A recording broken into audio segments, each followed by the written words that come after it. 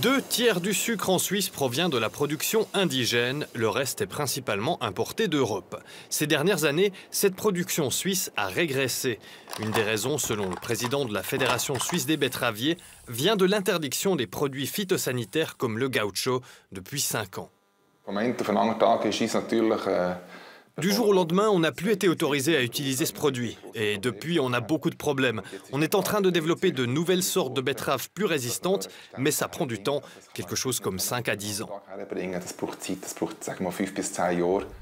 D'ici là, les producteurs de sucre doivent avoir plus de moyens pour éviter l'effondrement de la production sucrière.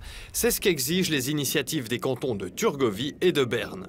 Les paysans doivent continuer à recevoir 2100 francs par hectare de betteraves sucrières, soit environ 1000 francs de plus que pour un hectare de céréales.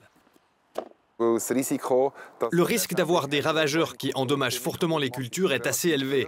La Suisse romande est durement touchée par ce problème actuellement. Sans cette subvention, les agriculteurs abandonneraient la culture de betteraves sucrières.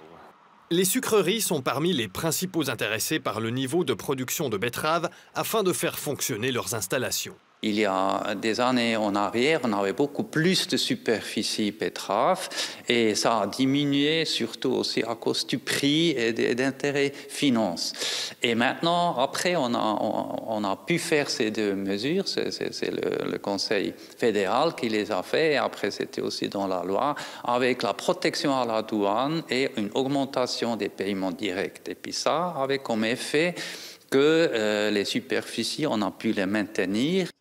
C'est exactement ce que demande l'initiative cantonale. Il est rare qu'une telle initiative soit acceptée.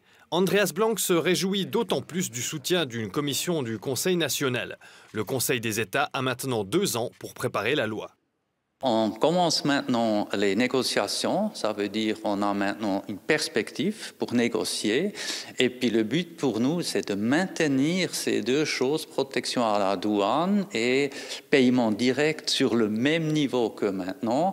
Parce que si on ne peut pas continuer ces mesures, ils vont s'arrêter, ils vont échouer au 26. Et puis sans ces 2 mesures, la production suisse du sucre est en danger. Près de 80% du sucre suisse est destiné à l'industrie alimentaire.